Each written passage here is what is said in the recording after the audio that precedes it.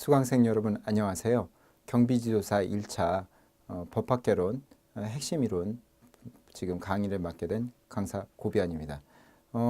경비지도사에는 크게 1차에서는 이제 법학개론과 민간경비론이 있고 2차에서는 경비업법이 필수고 나머지 이제 세 과목 경호학, 범죄학, 소방학 이거 중에 이제 하나 선택하셔서 이제 시험을 보셔야 되는 걸 여러분들 잘 알고 계실 겁니다. 이 법학개론 1차에서 고득점 하시고 싶겠지만 이게 쉽지는 않습니다. 어려운 문제고 민간경비에 비해서는 좀 어려운 부분이죠. 그렇다 하더라도 60점 이상만 득점하시면 되는 거기 때문에 크게 걱정하지 마시고 천천히 공부하시면 되는 것이고요. 저랑 같이 이 내용들을 보시면 좀 내용이 많고 좀 복잡해 보이지만 그 부분만 잘 보시면 충분히 그 60점 넘어서 80점대 이상의 고득점이 가능하다고 저는 생각합니다. 근데 이제 공부하실 때 이 모든 거를 막 꼼꼼히 다 하시면 참 좋죠. 그러나 다른 과목도 공부하셔야 되고 특히 2차 과목 같은 거는 분명히 고득점을 하셔야 되기 때문에 거기다 힘을 더 많이 쓰셔야 될 필요성이 있어요. 그러다 보니 이쪽에서는 가급적 시험에 많이 나오는 걸 중심으로 해서 익혀두시는 게 훨씬 유리하다고 볼 수 있습니다. 그래서 요 총 파트가 7개 정도로 파트로 나눠져 있죠. 그래서 맨 처음에 이제 법학 일반이라는 것이 있고 그 다음에 이제 헌법 파트가 있죠. 그 다음에 이제 민법 파트가 있습니다. 민사법이라고 해서 민사법은 이제 민법과 민사소송법으로 나눠지게 되는데요. 그 다음에 이제 형사법이라는 게 있고요. 여러분 이제 교재 목차나 이런 데를 보시면 나옵니다. 그래서 이제 형사법에는 형법하고 뭐가 있습니까? 형사소송법이 있게 되겠죠. 그 다음에 이제 그 밑으로 상법이라는 게 나오게 되고 이쪽으로 너무 밑으로 깔리니까 위로 올라올까요? 이쪽으로 올라와서 보시면 사회법이라는 영역이 있고요. 그 다음에 이제 마지막으로 행정법 영역이 있습니다. 시험은 40문제가 나오게 되잖아요. 총 저희는 이제 40문제가 나오게 되죠. 이 40문제 중에 이 법학 일반에서 한 10문제에서 11문제가 나온다고 생각하시면 됩니다. 그래서 이게 25% 정도 내외예요. 여기가 중심입니다. 그래서 이 부분을 잘 보셔야 돼요. 헌법 같은 경우에는 한 4에서 5문제 정도가 나와서 대략 10% 내외. 여기 민법에서는 민법 같은 경우는 내용이 좀 많은데요. 이거 두 가지를 또 나눠볼 수 있어요. 민법도. 민법 일반 내용이 있고요. 그 다음에 이제 채권법 부분이 있고 그 다음에 경비업법과 관련된 곳이 있습니다. 경비업 계약 뭐 이런 게 있습니다. 이게 이제 토탈에서 이게 민사법이라는 곳에서 대략 몇 문제가 나오냐면 한 8에서 10문제가 나오는데요. 근데 어디에 중점적으로 보셔야 되냐면 얘를 중점적으로 봐야 됩니다. 여기서 거의 4문제, 그러니까 절반 이상이 여기서 4-5문제가 여기서 진출합니다.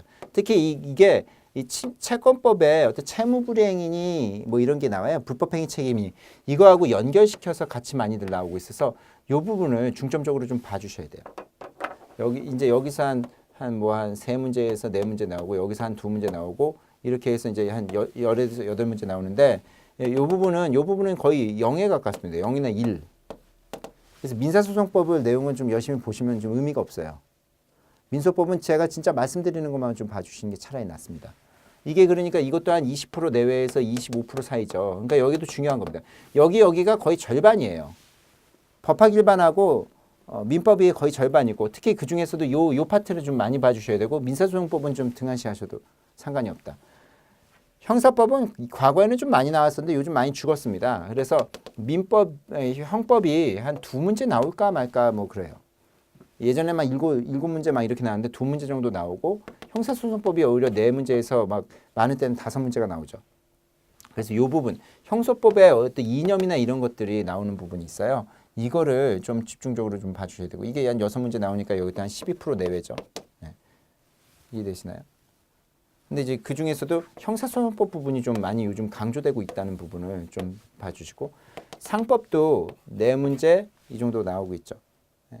상법에서는 뭘 많이 봐주셔야 되냐면 4문제니까 딱 10% 정도 내외입니다.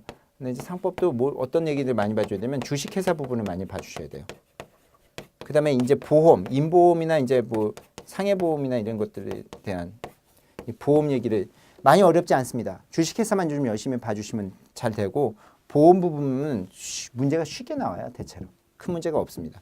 그래서 이게 4문제 정도. 그다음에 이제 사회법 정도가 4에서 5문제. 여기도 이제 10% 내외인데 요건 조금 내용이 좀 많아지는 건데 이것도 사회법도 그닥 어렵게 나오진 않아요.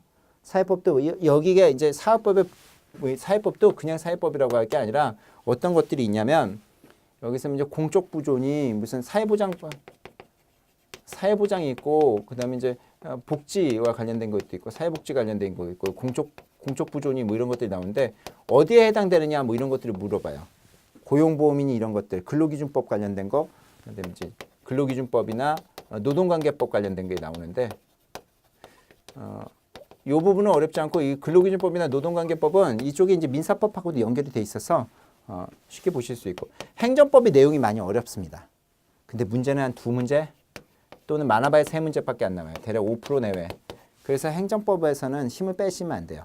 그러니까 이 민사소송법 이런 데서 이 행정법 이런 데서 힘을 많이 빼지 마십시오. 이 중요한 부분에서 힘 줘서 공부를 하셔야 되는 거예요. 물론 이제 상법이나 사회법 부분이 조금 어렵게 느껴질 수 있지만 저랑 공부한 부분들을 중심으로 해서 보시면 충분히 커버하고도 남는다는 말씀을 드립니다. 일단은 여러분들이 어떤 식으로 공부하셔야 되는지 말씀드리기 위해서 어디를 중점적으로 공부하셔야 된다? 예, 법학 일반과 민법 부분. 특히 민법은 어디다? 경비업법 내용을 꼼꼼히 보셔야 됩니다. 예. 그다음에 이제 민사소송법 같은 건 조금 슬슬 보시면 되고 형법도 좀 많이 설설 보십시오. 형법 막 재밌어가지고 열심히 보시는 분 계세요. 근데 그렇게까지 하지 마십시오. 지금 경향이 형법을 많이 안 내는 경향이라 그렇게 하시면 될 것 같고 상법이니 이런 것들은 제가 체크해 드리는 것 정도만 같이 이해하시면 충분히 80점 이상 받으실 수 있다고 저는 봐요.